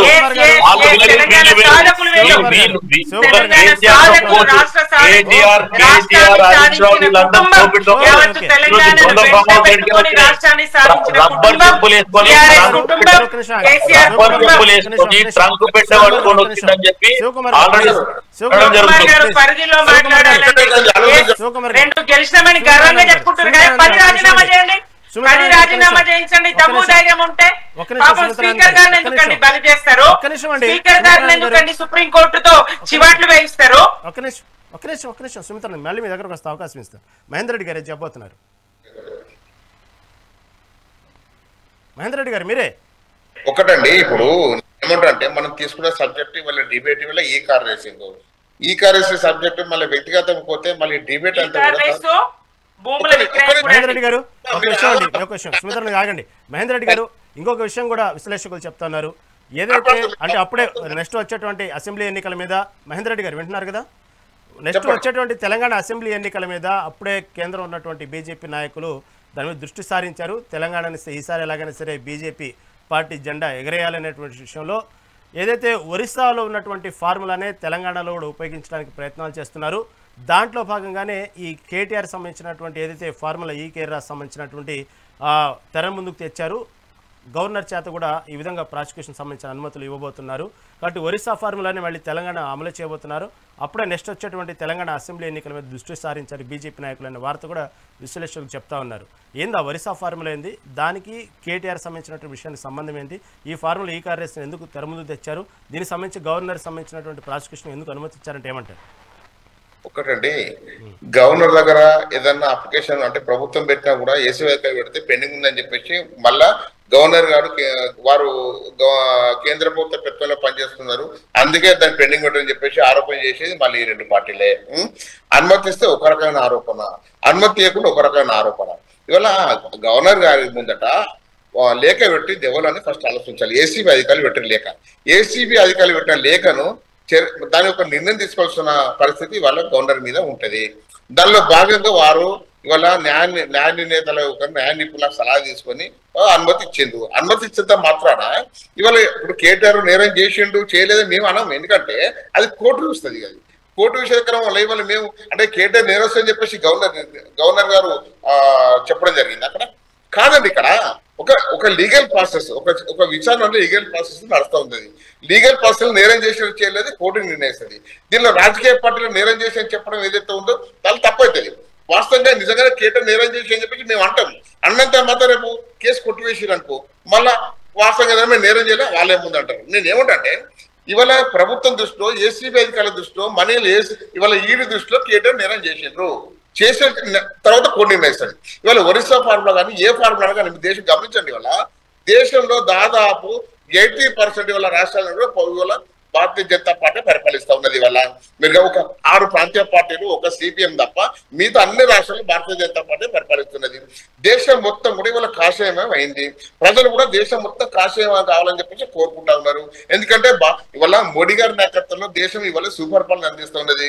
ఇవాళ ప్రపంచ దేశాలే ఇవాళ మోడీ గారిని కీర్తిస్తా ఉన్నాయి. ఇవాళ మోడీ గారు ప్రపంచ దేశాలు వెళ్తా ఉంటే అంత లేచి నిలబడి వాళ్ళ కరదత్వం చేస్తా ఉన్నారు. ఇవాళ ఇదంతా కూడా కాంగ్రెస్ పార్టీ కానీ లేకపోతే ఇక్కడ ప్రాంతీయ పార్టీలు గ్రహించాలి ఇవాళ. ఎందుకంటే మంచిని మంచి అనాలి, చెడుని చెడు అనాలి. కానీ మంచి కూడా చెడు అనడం చాలా తప్పిది. ఇవాళ చెడుని మంచిగా చూపెట్టే ప్రయత్నం చేస్తా ఉన్నారు.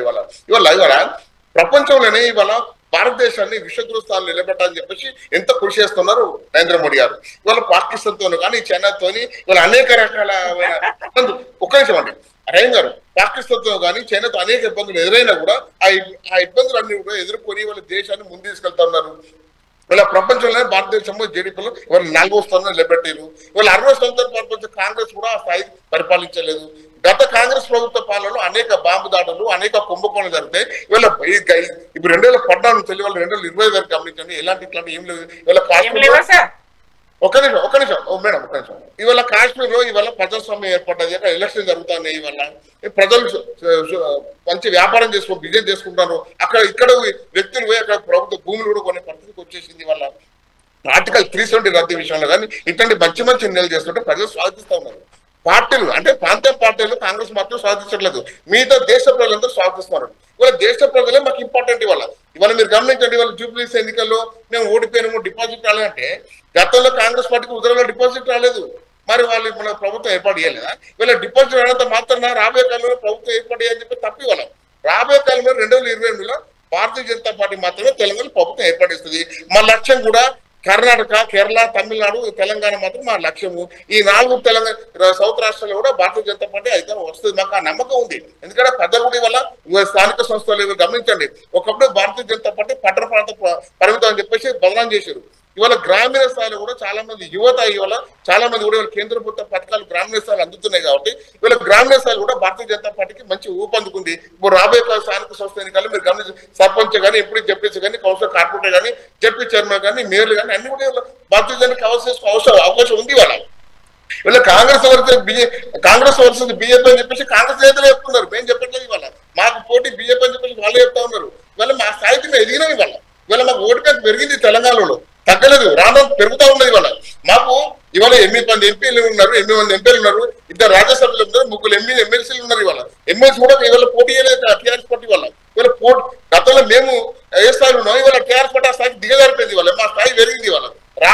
ఇప్పుడు కాంగ్రెస్ పార్టీని ఎదుర్కొనే సత్తా భారతీయ జనతా పార్టీకి మాత్రమే ఉంది. కాబట్టి ఒడిశా ఫార్మా ఈ ఫార్మా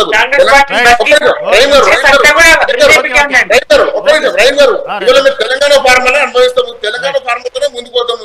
ఏ రాష్ట్రానికి ఇంకో రాష్ట్రానికి ముడిపెట్టద్దు. తెలంగాణలో బీజేపీ వైపు ఉన్నారని చెప్తా ఉన్నాను నేను. రైట్ ఓకేనండి. సుమిత్రానంద్ గారు, గతంలో ఇదే విధంగా కేసీఆర్కి కాళేశ్వరం సంబంధించినటువంటి నోటీసులు ఇచ్చినప్పుడు రావాల్సినంత ప్రతిస్పందన, కార్యకర్తల్లో రావాల్సినటువంటి స్పందన కానివ్వండి, నాయకుల్లో కానివ్వండి అనుకున్నంత స్థాయిలో విమర్శలు రాలేదు, దానికి సంబంధించి ఎవరు కూడా నిరసన వ్యక్తం చేయలేదు అంటూ కవిత చేసిన వ్యాఖ్యలు చూసాం. అదేవిధంగా ఇటు చూస్తే ఇప్పుడు పరిస్థితుల్లో ఉన్నటువంటి ఏదైతే ప్రాసిక్యూషన్కు గవర్నర్ అనుమతినిచ్చారో, వాస్తవంగా గతంలో కవిత కేసీఆర్ పట్ల చెప్పలేదు, చూడలేదు.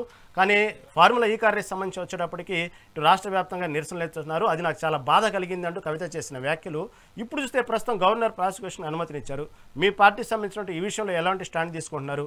దానికి సంబంధించి ప్రాసిక్యూషన్కి ఓకే, అది చట్టం తన పని తాను చేసుకుపోయింది కాదు, మీ పార్టీ తరఫున ఎటువంటి నిరసనలు చేయబోతున్నారు? దీన్ని చూస్తూ ఊరుకుంటారా? ఏమంటారు? పార్టీ ఆదేశాల మేరకు తప్పకుండా చర్యలు ఉంటాయండి. ఉద్యమాలు కానీ, ప్రజా ఉద్యమాలు కానీ, కార్యకర్తలతో నిరసనలు కానీ పార్టీ ఆదేశాల మేరకు ఉంటాయి. కవిత గారన్నా ఇంకొకరన్నా పార్టీ ఆదేశాల మేరకే కార్యకర్తలు పనిచేస్తారు, నాయకత్వాలు పనిచేస్తాయి. ఈ విషయంలో ఇంకొకటి లేదు. కాళేశ్వరం విషయంలో కాంగ్రెస్ చేస్తున్నది పూర్తి స్థాయిలో నిరాధారిత అసత్య ఆరోపణలని యావత్తు తెలంగాణ సమాజం అర్థం చేసుకున్నది. సొంత రేవంత్ రెడ్డి గారి మామగారే అర్థం చేసుకున్నారు, చెప్పిండ్రు. ఇది అందరికి తెలిసిన విషయంలో ఇదివరకే నేను ఆ ఉదాహరణ చెప్పానండి. అలాగే తాను ఈ ఒక్క విషయం అనే కాదు, కవిత గారు అనేక విషయాలు మాట్లాడారు. పార్టీ లైన్ దాటారు, పార్టీని విభేదించారనే కేసీఆర్ గారు స్వయంగా తన కుమార్తె అయినప్పటికీ ఆమెను పక్కన పెట్టడం జరిగింది. శివకుమార్ గారు అన్నట్టు మేము కంటోన్మెంట్ గెలిచాము, జూబ్లీ గెలిచాము. మరి ఈ 10 మందిని ఎందుకు రాజీనామా చేయించారండి? ఈ 10 మంది చేత ఎందుకు ఎన్నికల్లోకి వెళ్ళారు? ఆ నియోజకవర్గాల్లో మీరు రేవంత్ రెడ్డి గారు ఏం చెప్పిండ్రు? ఒకవేళ కాంగ్రెస్ కు మెజారిటీ వస్తుందో రాదో అని భయపడి మరి పార్టీ మారిన వాళ్ళను రాళ్లతో కొట్టాలని చెప్పింది రేవంత్ రెడ్డి గారు కాదా? మరి తర్వాత మేము గేట్లు తెరిస్తే కనుక మొత్తం తెరవలేము, గేట్లు తెరిస్తే అని చెప్పారు. తెరిచిండ్రని చెప్తున్నారు ఇప్పుడు, కానీ మేము గేట్లు తెరిస్తే అని చెప్పారు. తెరిస్తే ఏం జరిగిందండి? మీరు గేట్లు తెరిచినా అంతే 10 మంది, మీరు గేట్లు తెరిచినా అంతే 10 మంది. ఏం చెప్పిండ్రు? బీఆర్ఎస్ కేసీఆర్ ఇంటి మీద కాకి మా ఇంటి కాంగ్రెస్ ఇంటి మీదకి, మా ఇంటి మీదకి వస్తే కాల్చి చంపుతా అని చెప్పిండ్రు. మరి నిజంగా చట్టాల మీదనే విశ్వాసం ఉన్న వ్యక్తి, మేము చట్టాలకు అతీతంగా ఉంటాం, చట్టాలకు లోబడి ఉంటాం అంటే ఎందుకు రేవంత్ రెడ్డి గారి భాష అట్లుంటది? లాగులతో తొండలు ఇడిపిస్తా, నేను మాట్లాడకూడదు ఒక మహిళగా, గుడ్డువికి గోళీలు ఆడతా, ఉరికిచ్చి కొడతా, బట్టలు ఇప్పించి కొడతా, ఏ చట్ట పరిధిలో ఉన్న భాష అండి అది? ఏం మాట్లాడతారు? మీ విషయానికి కస్తొకటి, ఇక్కడికి కస్తొకటి, ఏదైనా మేము ఎదుర్కోవడానికి సిద్ధమండి. సమయం అయిపోయిందండి. మరి దీని గురించి ఒకసారి డిస్కస్ చేద్దాం. చర్చలో పాల్గొన్నందుకు సుమిత్రానంద్ గారికి, అదేవిధంగా డాక్టర్ శివకుమార్ గారికి, అదేవిధంగా మహేందర్ రెడ్డి గారికి ధన్యవాదాలండి. ఇది ఓవరాల్గా తెలంగాణ రాష్ట్ర రాజకీయాల్లో ఇప్పుడున్న పరిస్థితులను బట్టి ఫార్ములా ఈ కార్ రేస్ సంబంధించినటువంటి విషయంలో గవర్నర్ జిష్ణుదేవ్ వర్మ ప్రాసిక్యూషన్కి అనుమతినివ్వటం ఇప్పుడు తెలంగాణ రాష్ట్ర రాజకీయాల్లో హాట్ టాపిక్ అయింది. ఏదేమైనప్పుడు కూడా ప్రాసిక్యూషన్ అనుమతినిచ్చిన తర్వాత మళ్ళీ రాష్ట్ర రాజకీయాలు ఎలా ముందుకు వెళ్తాయి, అరెస్టుల పర్వం కొనసాగిద్దా, మళ్ళీ దీంట్లో న్యాయపరమైనటువంటి చిక్కులు ఏమైనా చూద్దాం. చూస్తూనే ఉండండి మెగా 9 టీవీ.